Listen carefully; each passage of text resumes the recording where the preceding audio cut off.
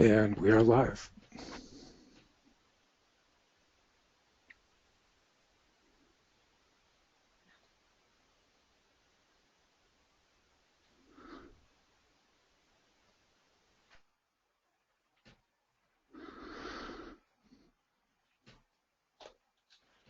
I've muted my mic, Kurt, until there's something needed from this end. Very good, thank you. Hello. Hello, Mila. Yes, can you hear me? We can hear you. Loud and clear. Thank you. I just wanted to welcome everybody and take an opportunity to, as I said, welcome everybody to this afternoon's topic about engaging providers in educational activities, and to say a few words about a somewhat different process that we have today. So we are very fortunate to have Dr. Alan Knox joining us from Wisconsin with his group, and as you can see, we have a somewhat different format, and we are joined there by Office of Professional Development. There is about 35 of us online, and this is our 8th session. A reminder that we started about a year ago, and that we will have Dr. Kurt Olson joining us as the facilitator and the moderator of this session again.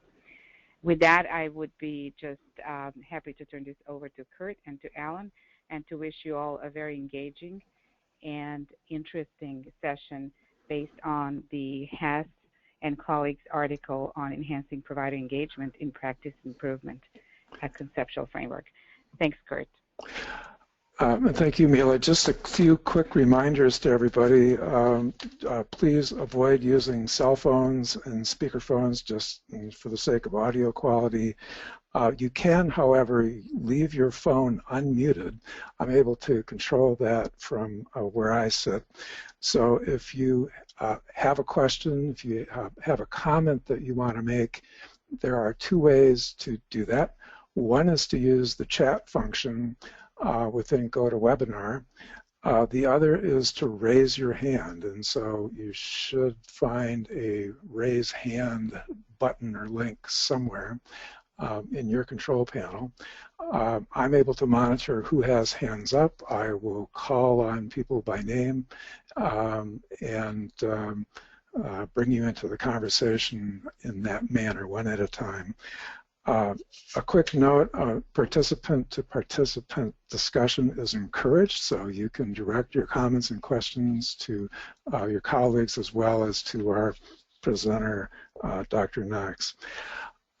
One quick correction, I'm told that in some versions of the materials about this session, Dr. Hess, who was the lead author on today's article, was omitted. So I just want to acknowledge that it's Hess et al. Who authored this article. So with that, it is my great pleasure to introduce Alan Knox. I have known Alan, I was doing a brief calculation here. I've known Alan for nearly 30 years now, going back to my very first semester as a doctoral student at Wisconsin. So I have a long history there, both as first a student of his and then it's been my privilege to be his colleague for many years. I've always known Alan to have an encyclopedic knowledge of adult education. It was always a great source of leads to the literature. He's has taught at Teachers College, Wisconsin, Illinois, now other places for now more than 50 years. And it's been an enduring interest of his to help adults learn in whatever way that entails, and especially in the context of professional development. So he's eminently well qualified, and we're very pleased to have Alan as today's presenter. So with that, I will turn it over to you, Alan. Thank you, Kurt. And as Kurt has indicated, he and I have been part of the same team many times over the years, and it's pleasure for me to have us working together in this fashion. He handling his duties, as you all understand, and I in a separate location, but electronically and psychically linked. So our coordination should be pretty close. The main point that I would make at this point is that Mila and Kurt and I and many people who have had experience with journal clubs understand very well, and I will emphasize that our purpose for being together is not mainly to critique and to analyze a publication, only the one by Hess or other ways of designating the authors of that article. And it's not mainly to talk about things that we care about in our work and our lives and so on. It's the connection between what the ideas and the examples that are included in that publication on the one hand, and what each of you are doing, the 35 of you who are here as SACME members and the people here in this room as well, the connection between the ideas in that publication and what we do in our actual life related to continuing medical education and quality improvement and so on. It's that relationship between the two. And so my role in terms of responding to questions or asking questions or making comments and so on is to facilitate that praxis, that movement back and forth between the good ideas of the publication and the practical work that we're involved in as practitioners and scholars who care about the same areas of practice. With that, let's turn to the first question or comment that people have. If you were all together as a non-virtual journal club, we'd build a little agenda by having people hold up their hands, make comments, and quickly make a list of topics that we're going to spend the remainder of the hour on. That's not very feasible given this arrangement. As I said just before we went live through the virtual connection, by the time everybody made their comment, all 35 people or more made their comment and introduced themselves a little bit on that, our time for the hour would be up. So we're not going to be able to do that. So let's launch directly into, and if some of you have comments that you would like to make about the connection or lack of connection between what you found in that article and what you do related to practice improvement and professional development and so on, that would be a good thing to start with. And so let's proceed to that. Mariana's not here right now, so Kurt will have to give me some alert to when it would be timely for me to respond. Okay, so we are waiting for participants to raise their hand with a question or a comment on the article. You can also use the chat feature. In terms of getting us started, you might consider the first question that Alan has provided us in the materials, and that is, what is the contribution of structured and or facilitated dialogue to guide, enhance learning, and improve practice? So the Hess article put a lot of emphasis on dialogue, communities of practice, exchange of information and resources among colleagues. And that happens informally. It can also happen in a more structured kind of setting that is more typical of continuing education. So any thoughts on that or anything else would be welcome. And any of the questions that we listed,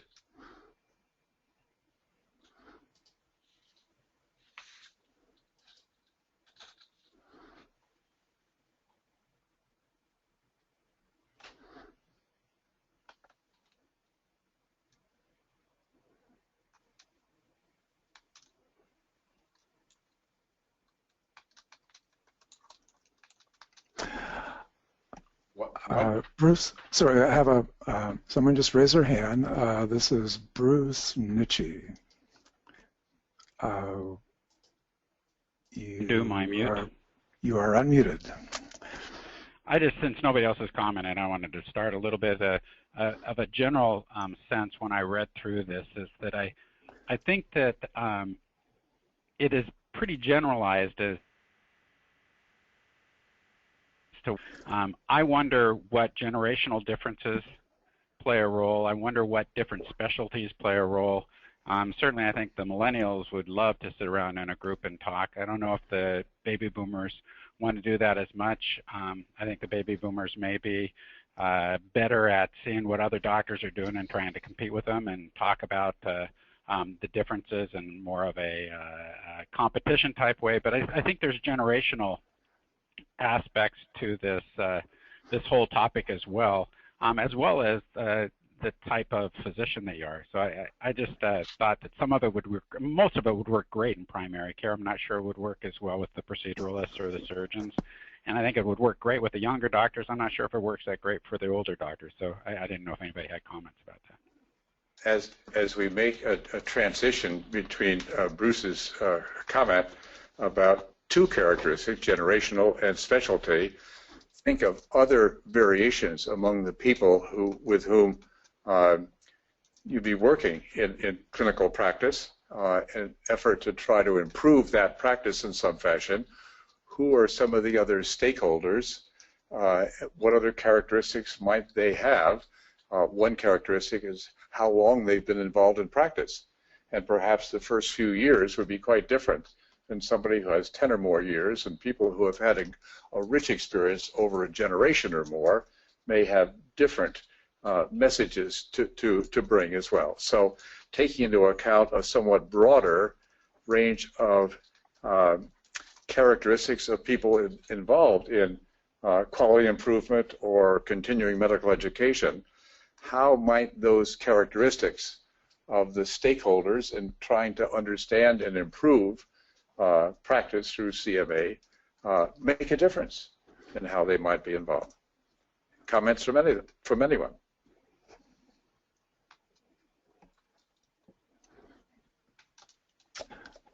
So again, please raise your hand, and you can also type in a comment or a question via chat, and I will relay it to the group.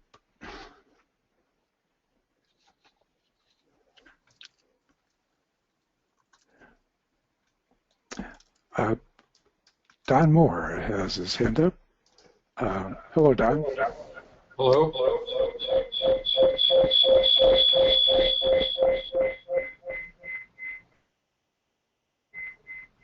Hello? So Don is evidently out in space somewhere. You're on, Don. Well, I was going to mention... Sorry. Are you on a speakerphone by any chance? Yes. Yeah, I think that's the problem.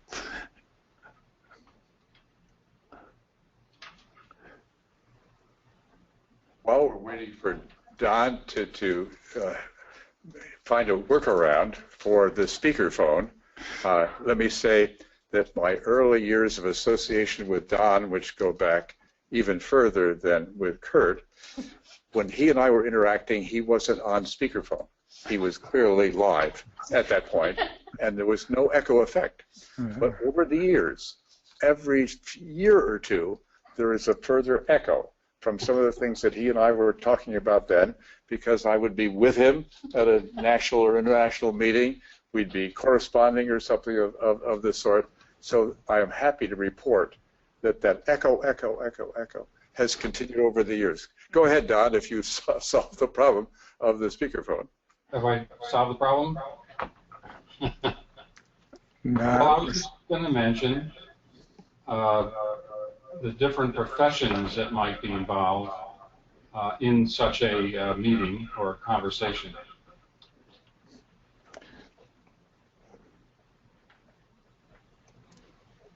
So please go ahead.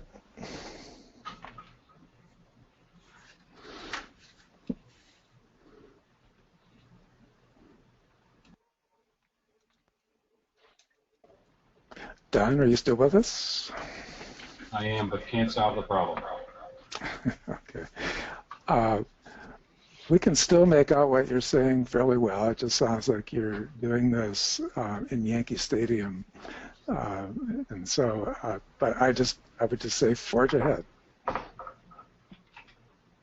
Well, what I'd like to say is the role of other professionals that, as opposed to physicians who might be involved in a group that's interested in improving quality.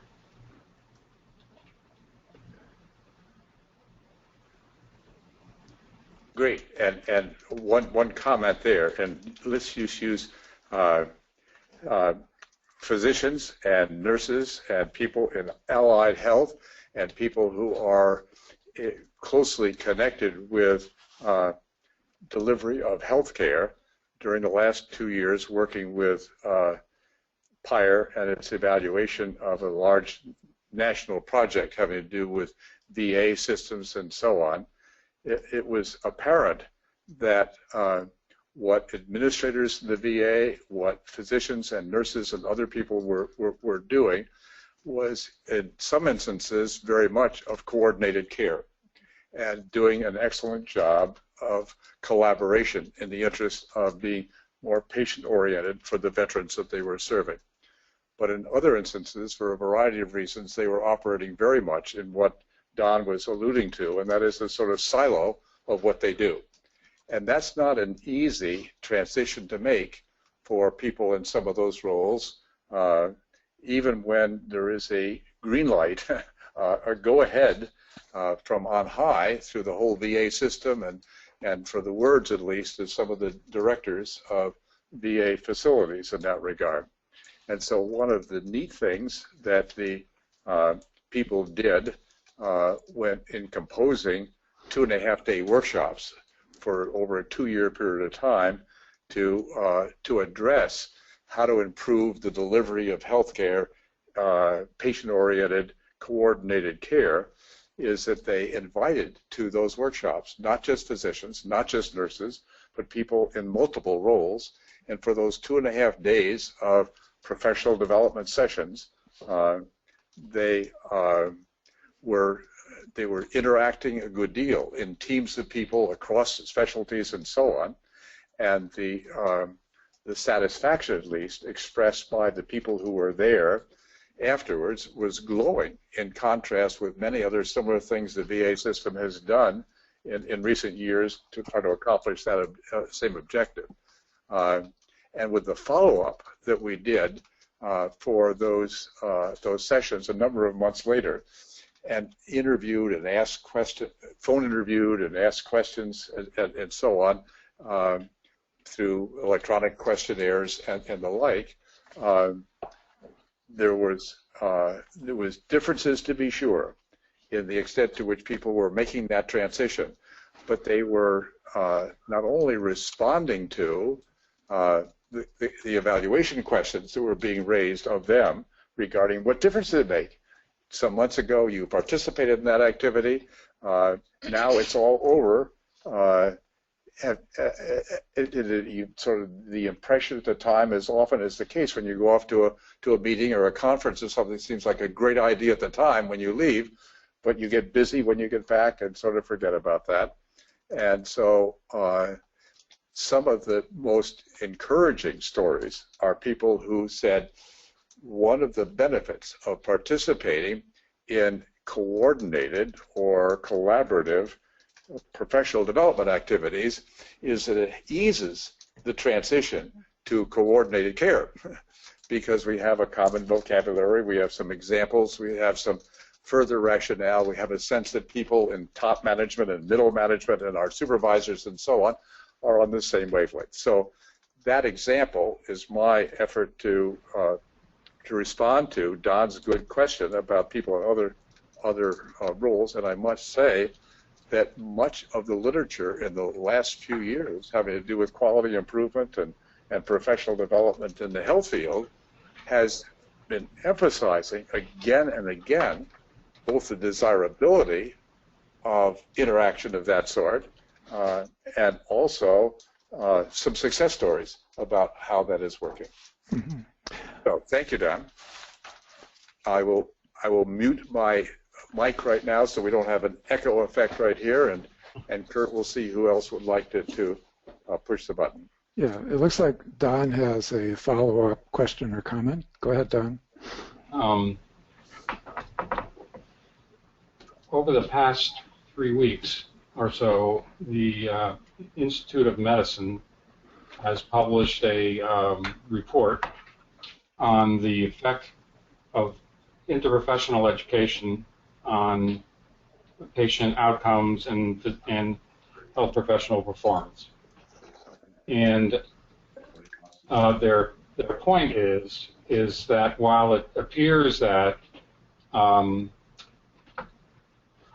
that interprofessional collaboration contributes to improved care and performance, it's not as clear if interprofessional education does so as well. So I think there's a challenge for us to develop the kinds of activity that Alan mentioned in terms of facilitating the interaction among professionals so that this interprofessional collaboration can occur. Great, thanks, Don. Just a comment, and that is the point of interaction, I think, and trying to model that, reinforce that, etc., is key. I would also pick up a little bit on part of my comment about the VA experience, and that is ongoing evaluation feedback sometimes can reinforce, can identify some of the sources of resistance as well as some of the success stories, and share that and make a contribution as well. So both vehicles for interaction and ongoing evaluation can help as well. I might just mention that Kurt, that Mariana's here, and if it gets to a point where somebody here has something to say, which is not going to be very frequent, I would guess, we'll let you explain at that point if Mariana needs further explanation about how to do so. Yeah, so my name is Blair Bundy. I'm here at the University of Wisconsin-Madison, and I would like to echo some of the things that Don said, if I can use that metaphor. I would agree that there's this conversation around facilitating interprofessional communication activities around professionals, but I really think that needs to start at the curriculum level and to get students in various disciplines actively engaged in interprofessional experiences. So one of the things that I'm involved in here is creating interactive cases that are going to be used by multiple disciplines: Masters of Public Health, the MD program, physician's assistant, pharmacy, etc., nursing.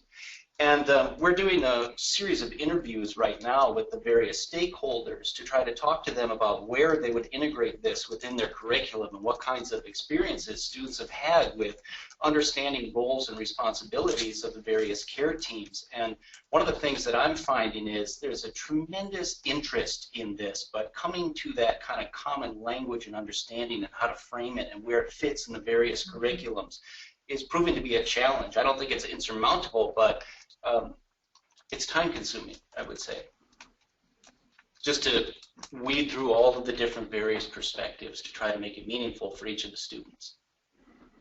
Great, and when people here or said something are ready to move on, why they'll mute their mic, and I'll just at this point see what other questions, what other people around the 35 people on the virtual journal club arrangement who have either comments or questions to make. Mm-hmm. No hands up or chat comments at the moment. I'm wondering, we've heard a couple of examples of potential barriers to increased interactivity in educational activities, continuing education activities, the challenges of communicating across professions. There may be intergenerational issues. I'm wondering what the experience of the participants on this call has been, whether your experience sheds any light on how big of a problem those things might be, provide examples where those barriers have been overcome. Anything from your experience or from your reading of the literature that would shed light on that.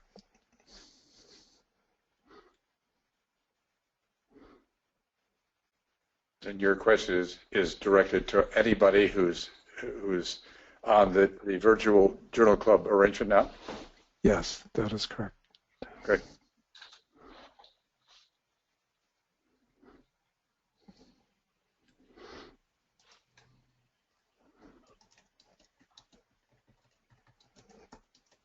Kurt, it's Mila, and before we get anybody else to maybe join in the conversation, I was just thinking of the examples from our practice where that works better than in other environments, and something that comes to mind is a journal club, as a venue and as a social space in a way that is an enabler of trusted multidimensional dialogue.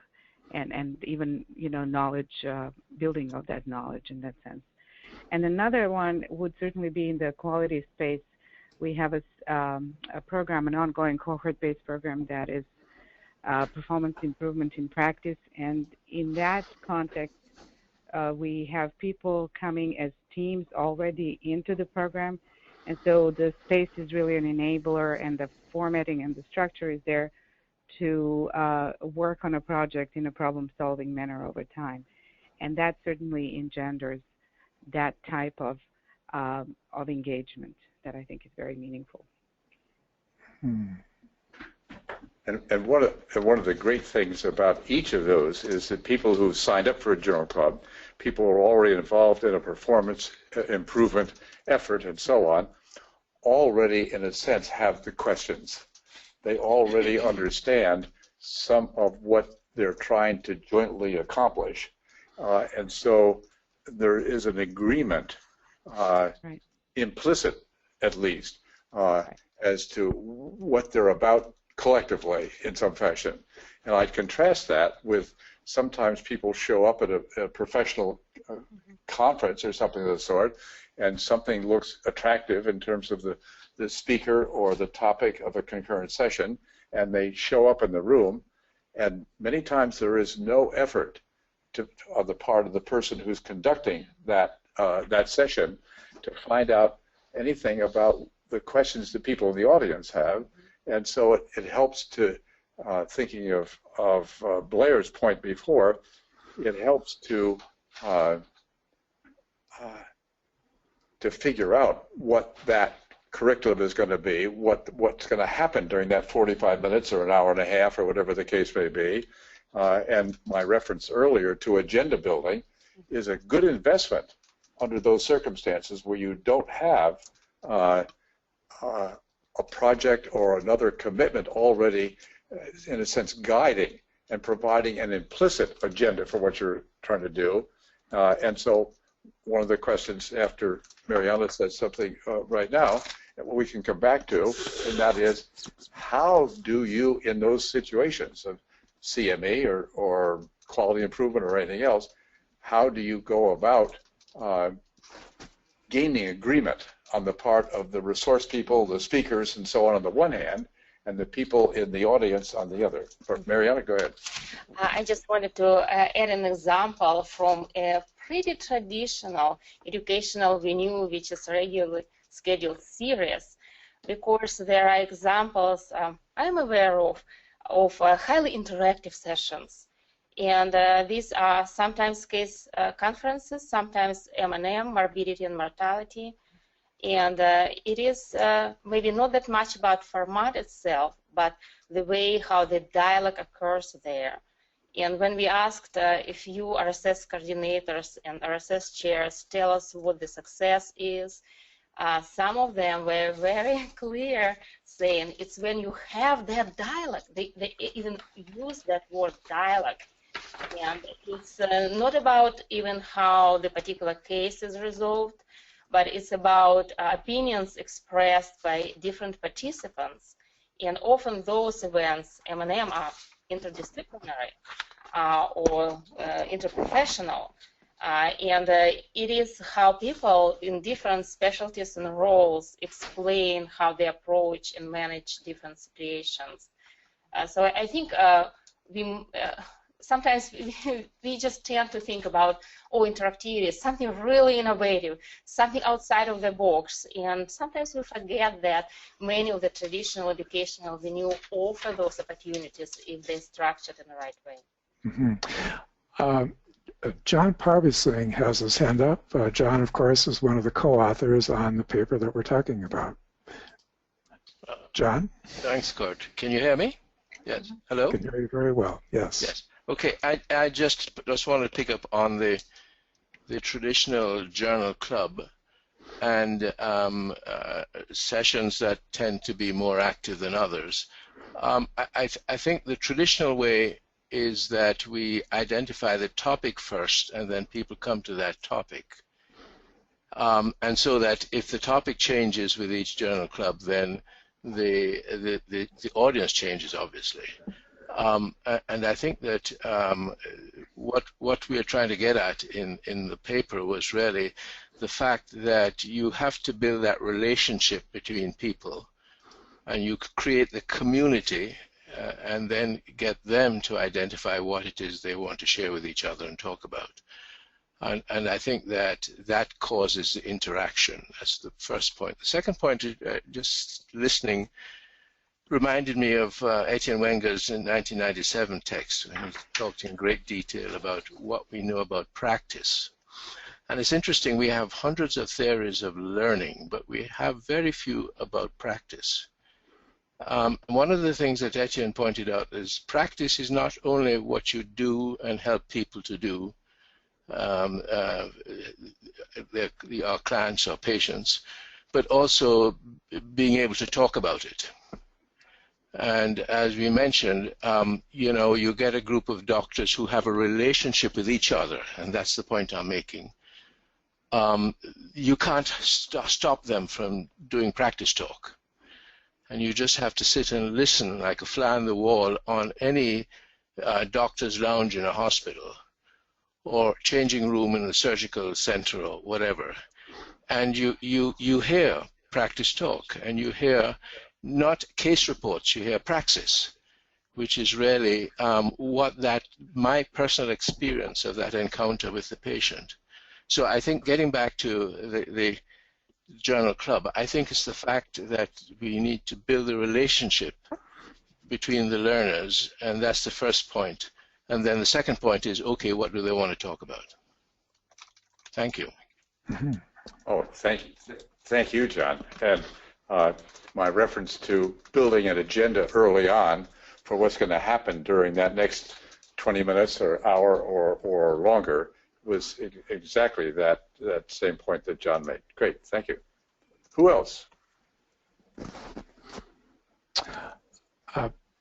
Bruce Nietzsche again. Hello, Bruce. Thanks, Kurt. I thought that what John said was really what I got out of the article, is that you asked about barriers, and I think the barriers to physicians and to providers and to all the healthcare workers is time. They're all just very busy. And when we have formal planned performance improvement, whether they're CMEs or workshops or journal clubs, it's hard. But what I thought John and his colleagues said is that what we need to do is engage the healthcare team informally to begin with. Have them come up with the idea of what they need to learn and what they want to learn. And then once they're engaged with that, then you take it further to the more formal. So this would be the informal part, is their opening phase of their practice talk. And then it gets more formal as you go along, but you've engaged them because they kind of came up with the idea. And I thought that was the power of this. Mm-hmm. And I was struck by John's point about relationship building. and what happens when you, say, in the context of a journal club, change topics from week to week, or the episodic nature of most of what we do under the banner of continuing professional development. So it leads me to think about what are the opportunities that we have for that kind of ongoing longitudinal activity that has potential to build relationship among the participants. So I'm wondering, among the participants on this call, what do you see as those opportunities, and what is the, to what extent do you think that potential is being realized in your setting? What might be done to or better capitalize on that?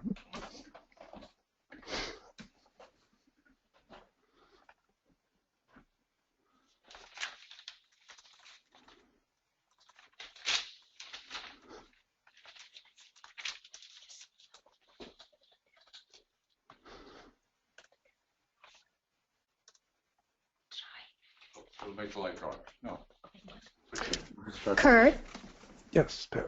This is Pat Pocotilo. So this is True Confessions. Okay, so I've never done a QI project before. I'm a pediatrician, and I started my first one on Monday. And it was kind of stressful because I have to do this for maintenance of certification, and I don't really want to do a QI project, and I'm not really interested so much with it, but I have to do it. But I also realized that I really wanted to be able to do this and have some good come out of it, not just that it was kind of, you know, for just for the certification. And actually, it went really well to start on Monday, but then when I read this article, I thought, oh, I love this article, that this is so good about the community of practice, because I thought about this, about how it would have been helpful to me a lot more if I could have developed my community a little bit more of practice before I even started the MOC thing. I did a little bit, but nobody was very interested in it. And I have a pretty good team.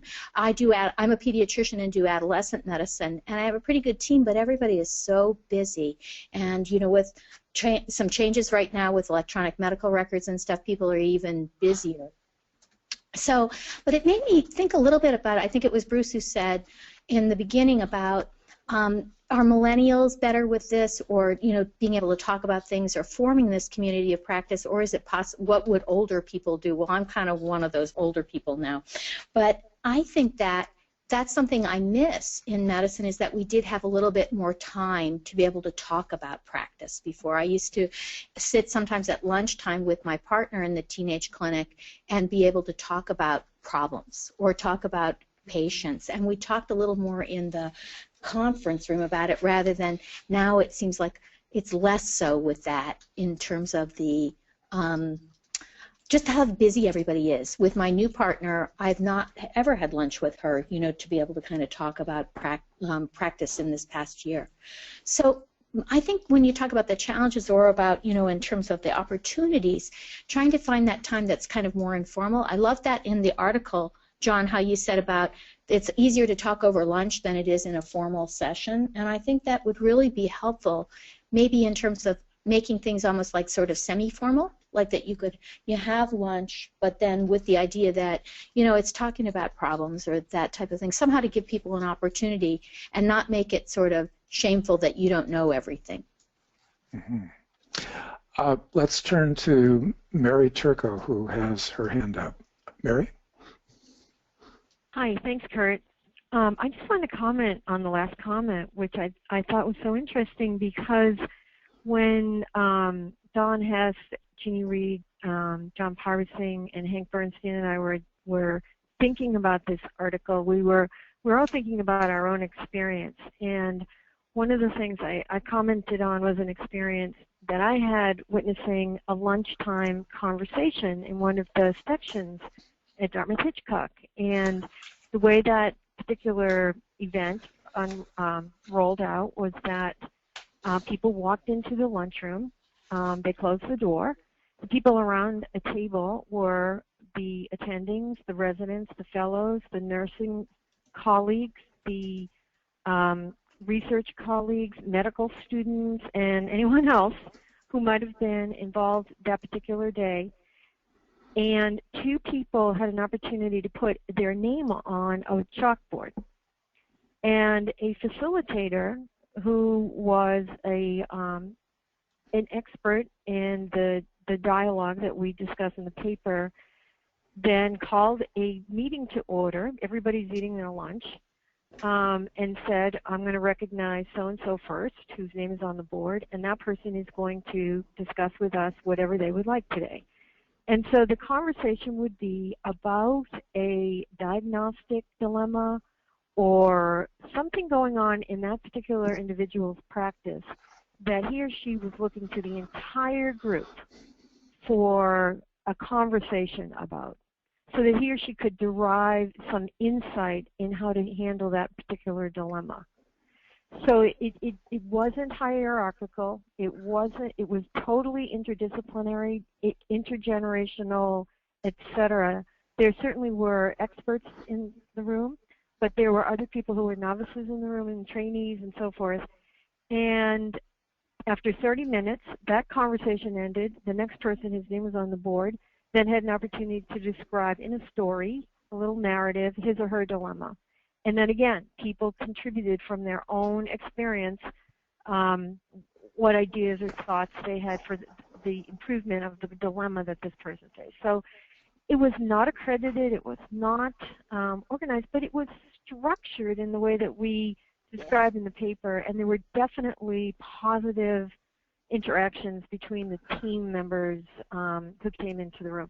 So anyway, that's where I started in terms of thinking about the literature review and also the mini conversations that our little community of learners and practice had. I just want to offer an observation on what you had to say, Mary, and then invite Mila to weigh in. I keyed in on the word structure, and that is that part of what this article was about, where the connection with continuing education occurs, is how do we structure educational opportunities in a way that facilitates the kind of interactivity that we would like to see happen. What you described is what you might call a minimalist kind of structure. It wasn't much, but it was enough to create a space in which people could bring forward the kinds of diagnostic or other types of problems for discussion among peers. And so I think that was a nice illustration of how structure can facilitate that. So with that, let me say, please go ahead, Mila. Thanks, Kurt. I also wanted to reflect a little bit on the discussion that started with the barrier analysis and calling time out as one of those things that always rise to the top whenever we're doing any kind of barrier analysis in education. We all know about it. But we oftentimes just stop with that and either discredit it as a true barrier or don't go further, where I think we really need to ask the questions, what does it really mean? So time as an excuse as a barrier is just oftentimes really that, an excuse, because it really means that it's not, whatever we're offering is not rising to the surface or to the level of relevance that other things are. And then it behooves us as facilitators of this education to create environments that will do that, that will be important enough to the learner. And I think it goes back to the thinking that we all talk about oftentimes in these circles, which is how do we structure the education and learning in practice, and how do we create space for the learners, for practitioners, for clinicians to be able to really formulate that practice question first, the clinical question. And there were some formats that are not getting a lot of attention in our space, but they were conceived originally with that idea, I think, and that's for example, learning at the point of care and other things. So it really takes an effort to do that first, to create a question practice or clinical question in a group setting. And I think the benefit of a group of similar practitioners is huge when you are, as a single individual, trying to struggle with that and not even being able to formulate the question. So creating facilitated and structured opportunities to do exactly that is something that I think we can pay a little bit more attention to. And finally, I think it becomes a question of where is that educational home where our learners interprofessionally or in a single profession could feel safe enough and be, have intellectual curiosity, if you wish, to be able to bring that kind of inquiry or collective inquiry into being. Thank you very much, Mila. Two people waiting to comment. First, John Parbasing, and then Alex Jurcic. Please go ahead, John.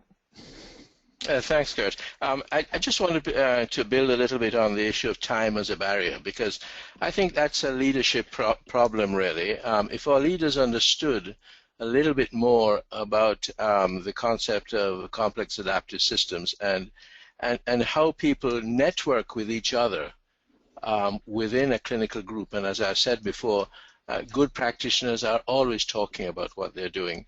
I think that we could provide our leaders with a little bit more help in terms of helping people to understand how talking about issues from that creativity emerges. And I went back to when we were working on this topic long before the papers came to fruition.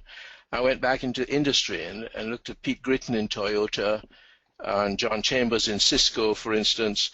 How did they tackle the issue of their frontline workers and their executives saying, we just don't have time to do this at all. If we stop doing what we're doing, we're going to go bankrupt.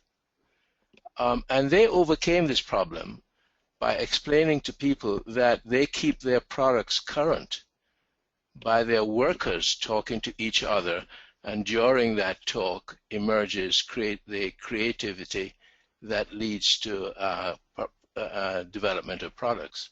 So I think it's up to our leaders to start to realize that content is important, but in fact the conversation is the infrastructure on which to build the content. Thanks. Indeed. What a wonderful observation. I'm going to turn next to Alex. Go ahead, Alex.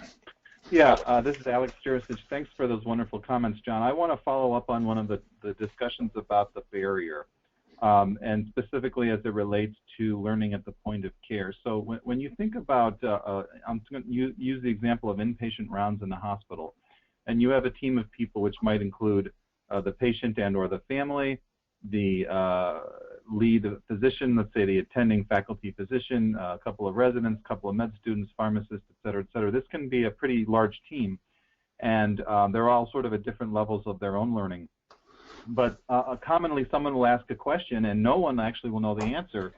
With the technology that we have actually in our shirt pockets right now, someone can find the answer to that question within about a minute or 2 minutes sometimes. And the fascinating thing that sometimes we've noticed is on rounds, the attending, if they're quote-unquote old school, will sometimes not like when the students will pull out their phones or their tablets to find the answer, because it looks like they're answering email, where in fact they're actually, a question was posed and they're finding the answer and wanting to share the answer with the entire group. But to certain people, it looks like they're bored and they are off in a zone and answering email, when in fact they're even more engaged than others by actually trying to find the answer and, more importantly, sharing that answer. So I'm curious what other people think about this as a barrier, and the potential solution to that being ways of saying, okay, let's take a tech break and let's find the answer to 2 of the questions, and then we'll come back as a group in 5 minutes or 10 minutes. So I'm curious what people think about that. Very good. Thank you for that, Alex.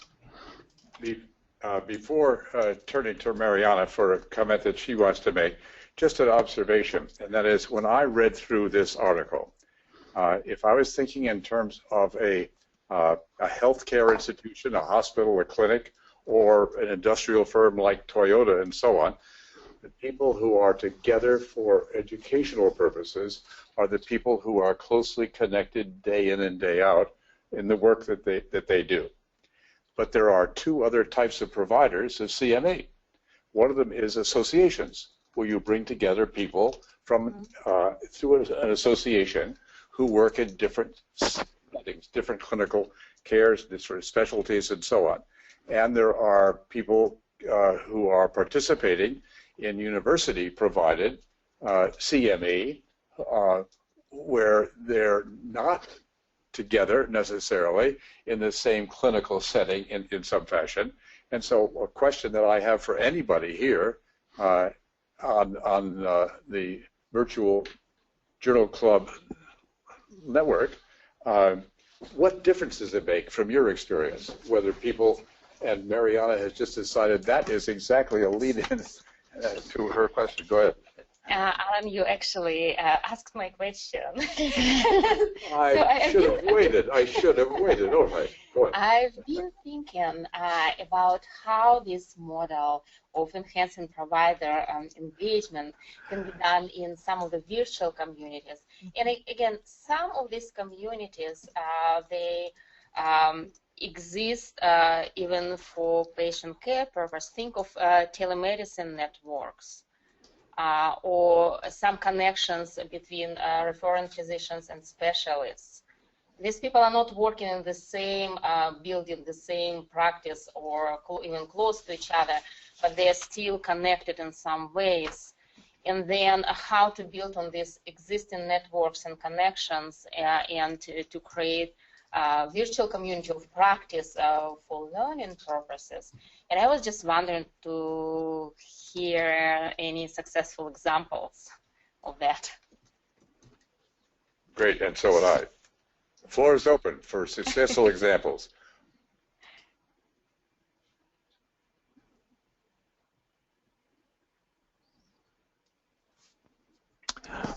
While we are waiting for hands to go up, I've been thinking about the issue, two issues. One is the issue of time, one is the issue of relationship. How do we build longitudinal experiences that develop the level of understanding, the level of shared purpose, the level of trust that make the type of interactivity that's discussed in this article possible. Interestingly, what comes to mind are RSSs, regularly scheduled series, the ones that come closest to the kind of model that we're talking about. Mariana, you mentioned one of them, morbidity and mortality conferences, tumor boards. And so, we tend to think of RSSs, at least I do, as one piece, relatively small piece of a larger picture that is that will be more or less tightly connected to what real learning needs are, but somewhat ironically, they may be the richest ground available in terms of creating the conditions that we're talking about, especially since they already exist. They don't require additional time, at least for the participants. Any other hands raised right now, Kurt? Not at the moment. Just to follow up on Mariana's point and the one that I made preceding it, and that is, I would assume that some of the 35 people on the line right now have dealt with case examples, problem-based learning, simulations of various sorts, low-tech, high-tech simulations, etc., that would work well, particularly in an association setting or in a university setting, that is not directly tied to a particular clinical setting where people work day in and day out and interact with each other. Are there any examples that come to mind that any of you would mention from your own experience that you've read about in the literature, etc.?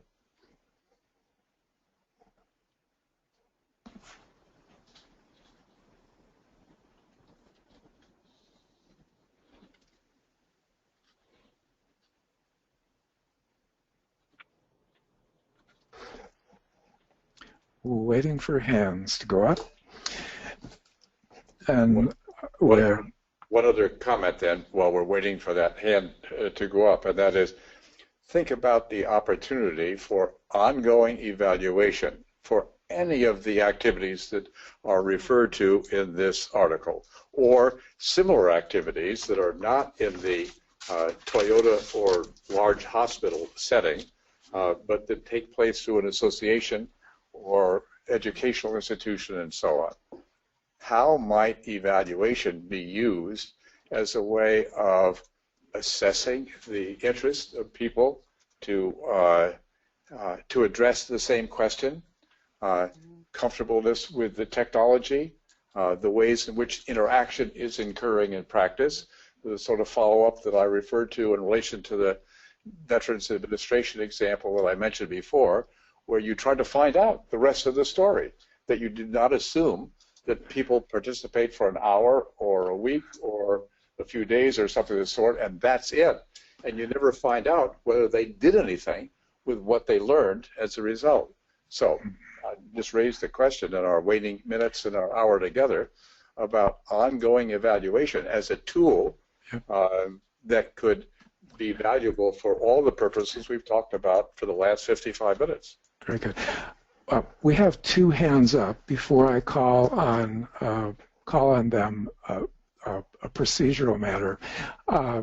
Mila has observed that it's only been in the last half hour or so that the conversation has really seemed to gain momentum. And so her thought was it would be a shame to cut it off in just 2 or 3 minutes, given that. And so I'm wondering, Alan, if we have the opportunity from your perspective of going another 15 minutes or so, we'll pause briefly at the designated time to bring some degree of closure and allow people who have to go on to other things to do so, but continue the conversation with those who want, provided you are available to do that. Absolutely no problem at all. It'll work well. Anybody here, all the big boys and girls who are in the room, if they need to leave and go on to other commitments of any sort, they can do so at any time. I'm available for the next hour or more, and we can easily truncate what we had planned to do during the hour starting 4 minutes from now. And so by all means, if that's what people would like to do, let's do it. Very good. So let's plan on going an additional 15 minutes. And with that, I will open it up to John Parbasing. Thanks, Kurt. I just want to relate a little story of it's how to apply this within a traditional healthcare system. And this is a story in a small hospital where in the obstetric unit, I said, why don't we try and change the handover rounds, which took place at 7 o'clock each morning, where the night staff handed over to the day staff in OB delivery unit. And the traditional rounds took place where patients were just described. Mrs. So-and-so is at 3 centimeters dilated, and Mrs. So-and-so is at such and such. And we'd had 4 babies through the night. And I said, well, why don't you truncate that to a period of about 15 or 20 minutes, and then we ask someone to tell a story of something good that happened that night that they would like to share with other people, and ask a second person to describe something that happened that night that she felt uncomfortable about. This is the night staff. And the first nurse said, well, we had a wonderful delivery, a diabetic baby, and the baby was well and everything went well. At this handover rounds, in fact, the new staff, the day staff were there, but also the residents, 2 residents were just standing right behind me while this nurse was telling the story. And when she was finished, I said, yes, but that was an excellent outcome, but what made you feel so good that you'd like to come back tonight to work? And she paused for 2 minutes, and she said, well, the doctor thanked me. And I could hear the resident thinking behind me saying, oh, so she thinks that's important, is it? So the point I'm making is that it's not just medical content, but also communication and interactivity between people that this type of experience promotes. Thanks. Yes. Thank you very much for that, John. Mary Turco. Thank you all for your comments.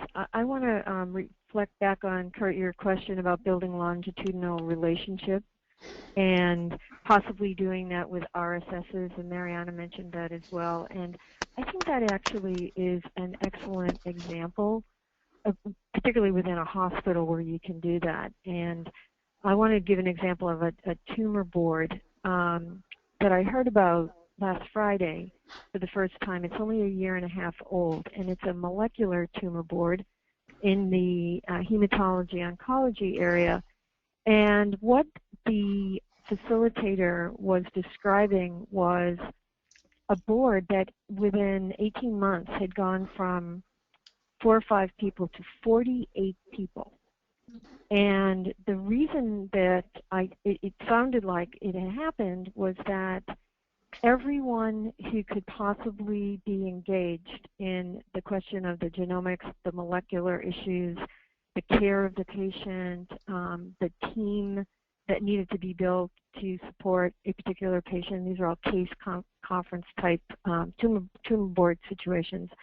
All were invited to participate, as opposed to some tumor board qualifications. This was really open and included graduate students, researchers, etc.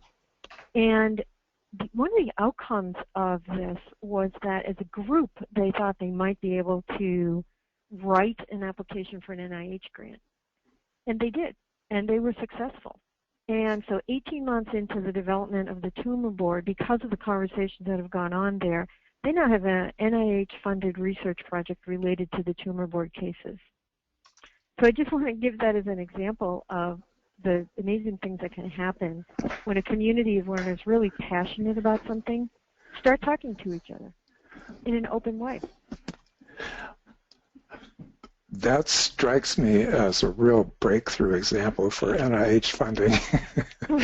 I don't usually think of that as the typical project that NIH funds. So it's quite an outcome. Congratulations, congratulations to the people at NIH on that one. Yeah, exactly. Very good.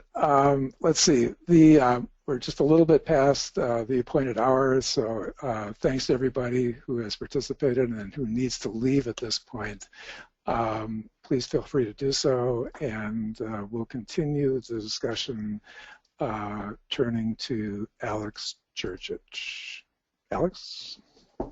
Yeah, so I want to, relay some stories just as a follow-up to Mary's comment. I think as institutions change and they bring in new people, it's an opportunity for new things like new tumor boards or new journal clubs to be created.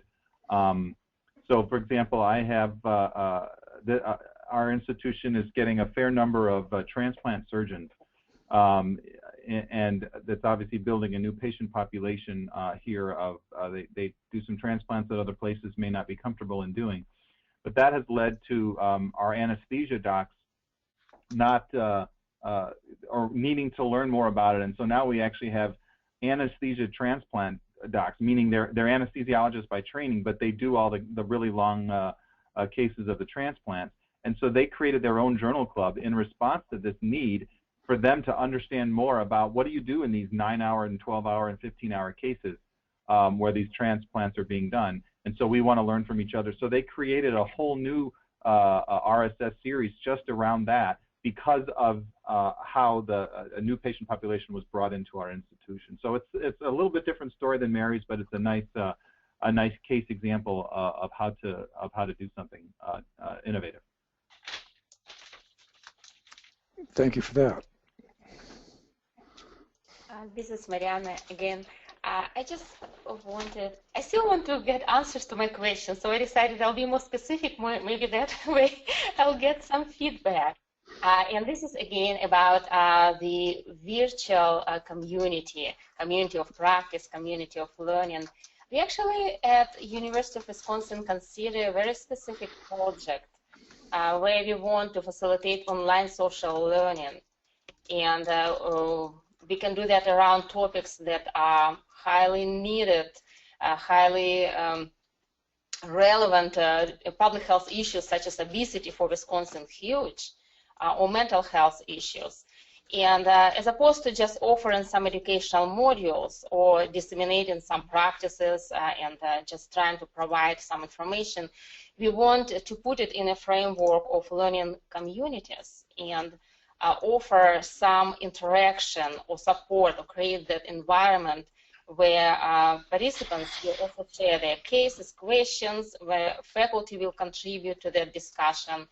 And we want to make it relevant and engaging. And what we've heard different stories that sometimes when forum is expected, nobody participates. Well, in other places, even in social media, you suddenly see physicians exchanging those opinions and very engaged. What would make somebody be interested to contribute to a forum? And what can we do as provider of that community to engage them? And maybe I can start calling people. Alex, I know you're strong in social media. Maybe you can share some of the insights you have. Alex has volunteered to respond, so let me get him unmuted, and you're on, Alex. Sure. So that's a great question. So one of the things that I've learned from social media that you can grab is, so take a typical conference. Who are the people that are going to talk? It's the extroverts that are going to talk, but the introverts are still thinking what they're thinking, they're just not saying it. In other words, live, the introverts don't want to say anything and open their mouth and sound like an idiot, so they don't say anything. But they're still thinking the same things that they're thinking, that the extroverts are thinking, it's just that people are hearing the extroverts. Now, what social media allows is the introverts to have a voice, right? So people will electronically send out stuff, okay, via that route, that they otherwise wouldn't do in a live conference, for example. Okay, and so the interesting thing is that you can get a different voice. In other words, you get different opinions from those who would otherwise not speak through social media than if you were to do a live conference, for example. Then, of course, then you have other people that even in social media realms are scared to say anything. We have a term for that. We call them lurkers. I don't particularly like the term, but that does exist where people are scared to say anything. Oh, I don't know what to say, so I'm not going to say anything. But they've been following on social media tools for years, but they haven't tweeted once, right? So you know, take for example our president. The president of the United States just opened a Twitter account not too long ago and got 1 million followers in 5 hours. That was recently bested by the former Bruce Jenner, who changed his, you know, as a transgender person, came out and is on the cover of Vanity Fair and reached 1 million followers in 4 hours. So now, the president's been bested. So it's really interesting to see how people are willing to speak in different venues than they otherwise wouldn't. And that's the power of technology to be able to do that. You're not going to reach everyone, but you're going to reach people you otherwise wouldn't reach, and I think that's a good thing. Right. Excellent points. I would add to that, based on some work that I've been doing with Mary and others at Dartmouth Hitchcock, that the event proper is only one part of the conversation, which is to say that, you know, in our study of the impact of an M&M type conference, you know, what we hear is that for some people, the conversations that take place in the hallway afterwards are just as important as the ones that took place in the auditorium. There are also opportunities for people in educational roles, senior residents or the faculty, to use something that was talked about in the conference as a jumping off point for a conversation among a smaller group of learners in a more private, if you will, setting, a smaller group. So there are many ways, but not all of them fall into what we typically think of as a continuing education activity. John Parson, please go ahead.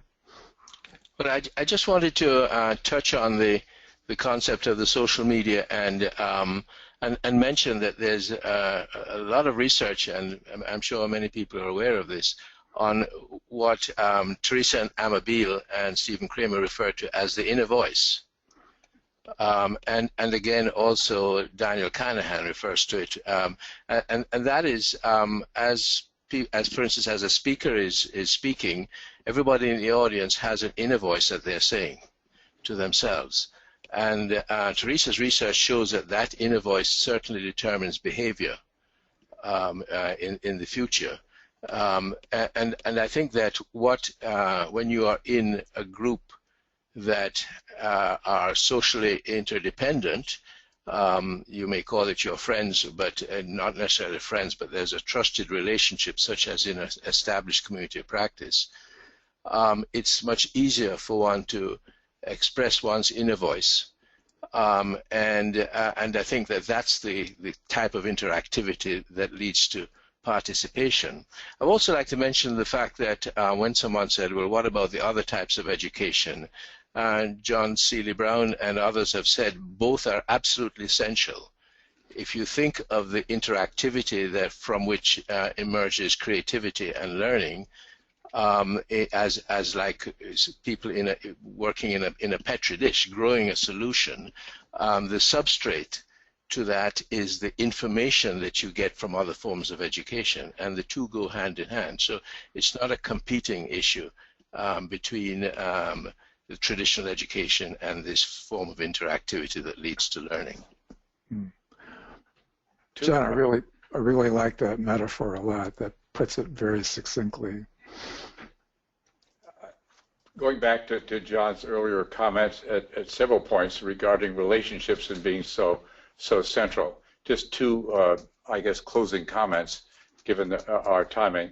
One is that Barb Anderson, who's head of the CME unit here at Wisconsin, field has been pediatrics, and one of the very effective ways of learning that she and her colleagues have done a number of times has had to do with children at risk, young children at risk particularly, and activities that, in this instance, that extended over almost 3 hours as a part of a day-long conference, which was a simulation. And it brought together not only pediatricians, but nurses who were working with youngsters, and school nurses, and people from law enforcement and social work and a number of related fields, each of whom, people in each of those fields were having contact with the same family and the same symptoms that were the center of this example. And the conclusion of that, when they've been working in small groups during that simulation that were cutting across disciplines and fields of practice and so on, the conclusion of that session was inspiring from my standpoint and many of their standpoints, and the evaluation bore that out, because people discovered at the end of that 3 hours how much information was available from counterparts in those other fields, any one or two or three of whom could have alerted them to the nature of the problem. They could have done something to keep a very young child in a dysfunctional family from dying. It didn't have to die, if only there was some linkage that they had established with people in other related fields as well. And so the relationship there did not exist at the beginning of people signing up for that 3-hour simulation. But it did, and in terms of some of the evaluation that was done following up on that for some months and so on, it did foster a type of collegial relationship in practice, starting from that relationship through the simulation in that program sponsored by the pediatrics department. The second comment to make is that for a period of about 20 years, my job was to help to plan, conduct, evaluate, and so on, every year hundreds of professional development activities by Syracuse University for some period of time, University of Nebraska for some period of time. And those activities, residential type activities, lasted from 1 until 5 days in some instances. And so many times people would comment to me or to each other how valuable that experience was, particularly the second half, when they got to know each other and they were using some of the same language and focusing on some of the same issues and so on. And they made a very good suggestion, and that is, next time, let's start with the second half. I think that illustrates John's point before, that the first half of that experience, in terms of establishing social relationships, interaction, and so on, is so important that even today, in our virtual journal club, we can't start with just the second half. Yes. We have to depend upon a backlog of interactions beforehand, and making that explicit and building in opportunities for it is a part of the challenge. Right. And with that, Kurt, I would turn it over to you. Okay, and unfortunately, it's my task to bring to close the second half of this session. This has been wonderful. Thank you very much, Alan Knox, for bringing us together around this topic. Thank you all for taking part and for making